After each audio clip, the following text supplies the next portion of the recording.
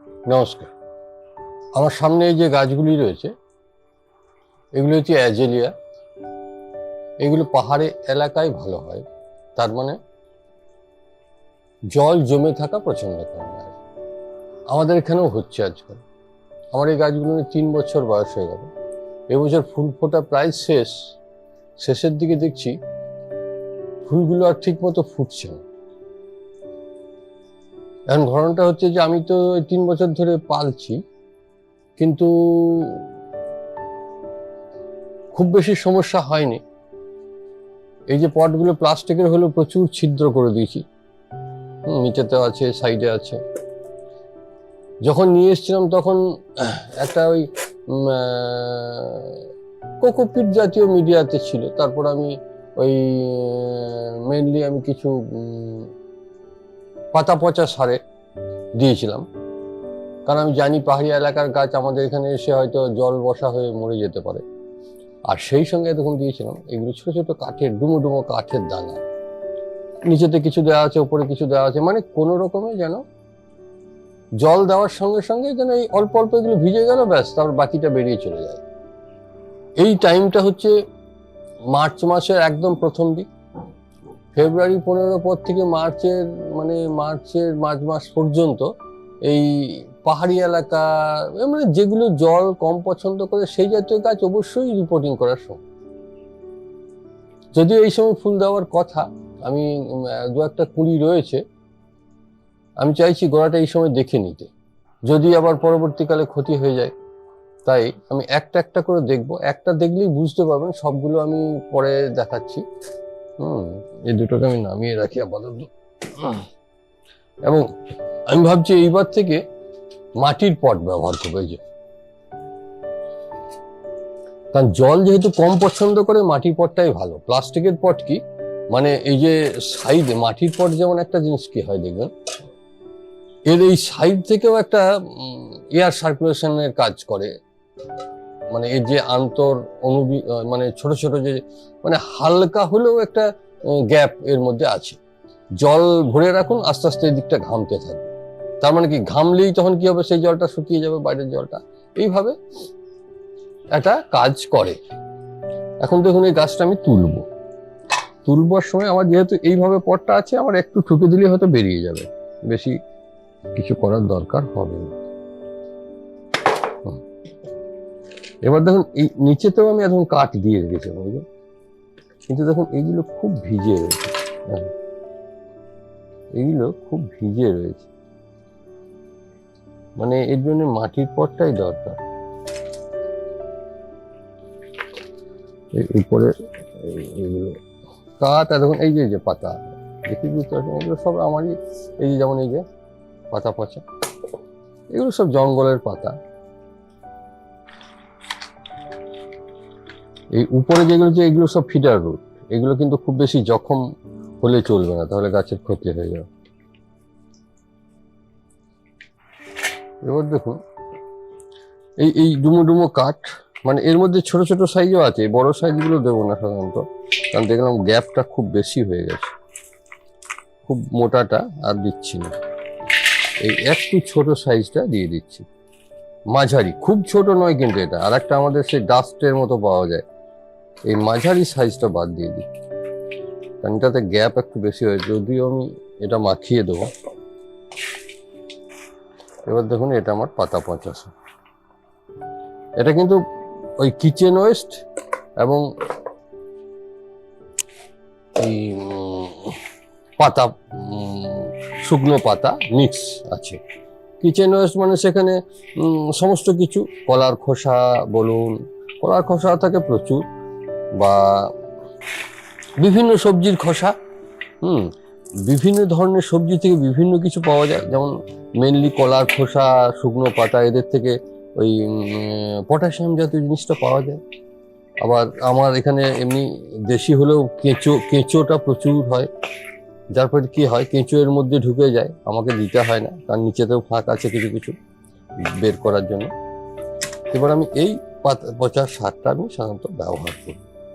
এটা জামও হবে না ঠিক মতো একদম হচ্ছে। আর সব থেকে বড় ব্যাপার, আমি এইটা ব্যবহার করছি। তাহলে আমি নিচেতে কতটা দেবো দেখে নিই। এটা মানে এটা হচ্ছে 8 ইঞ্চি সাইজের পট, কারণ এইবারে খুব বড় পট দিচ্ছি না, কারণ কি দেখলাম যে শেকড়ের ব্যাসটা খুব বেশি নয়। এর পরের বছরে পটটা 10 ইঞ্চি করে দেবো। এবার নিচেতে আমি এইগুলো দিয়ে দেবো।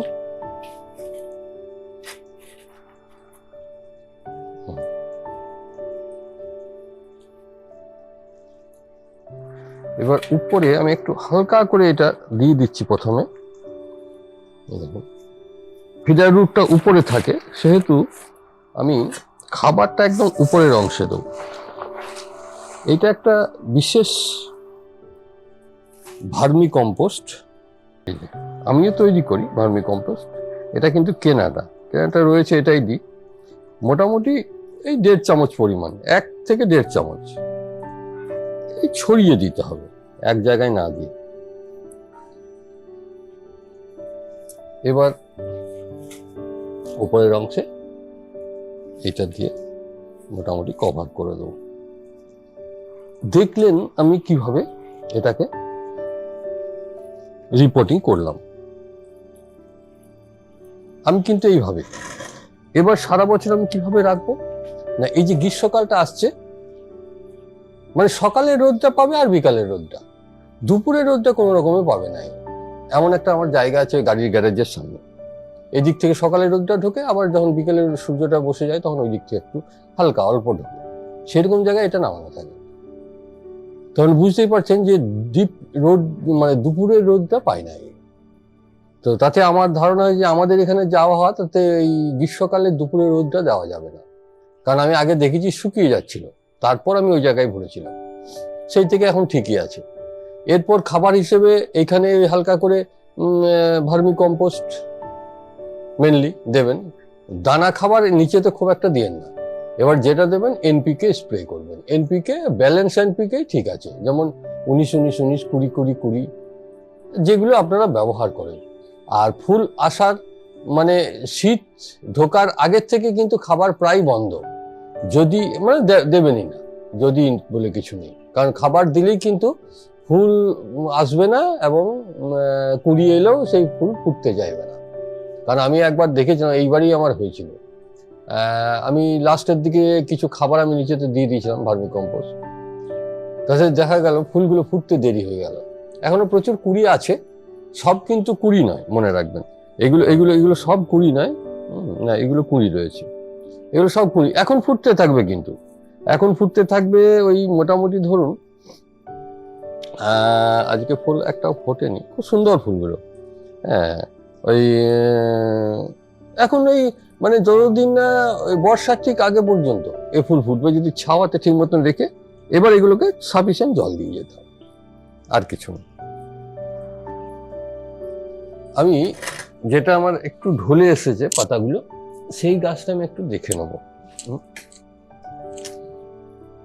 এইটা একটু ঢলা ঢলা লাগছে, আমি দেখিনি এর গোড়াটা কি অবস্থা।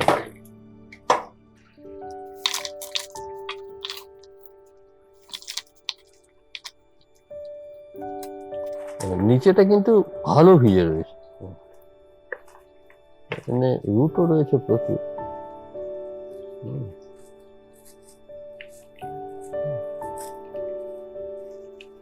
ঠিকই আছে, মানে মনে হচ্ছে তার মানে জলটা কম হয়ে যাচ্ছে।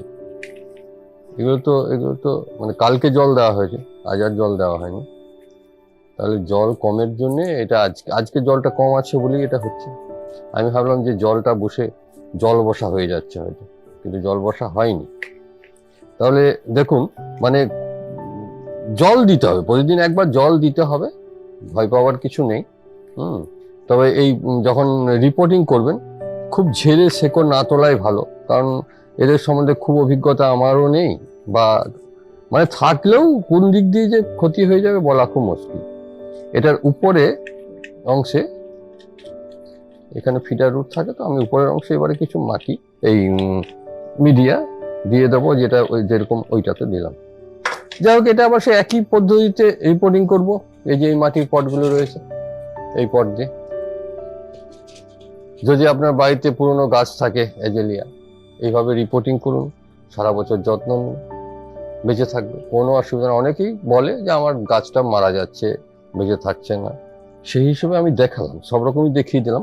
দেখছেন নিচেটা কতটা একটু গ্যাপ গ্যাপ থাকবে, এই এই পাতা এই যে দেখছেন সব এগুলো তো গত বছর দিয়েছি, কই নষ্ট তো হয়ে যায়নি, এই পাতা পচা সার। এবারেও ঠিক তাই, পাতা পচা সারিয়ে দিচ্ছি। আপনারা সিন্ডারে করতে পারেন, সিন্ডারে করলে জল দিতে হবে বেশি, প্রচুর। পাতা পচা তো খুব সুন্দর হচ্ছে, কোনো অসুবিধা হচ্ছে না।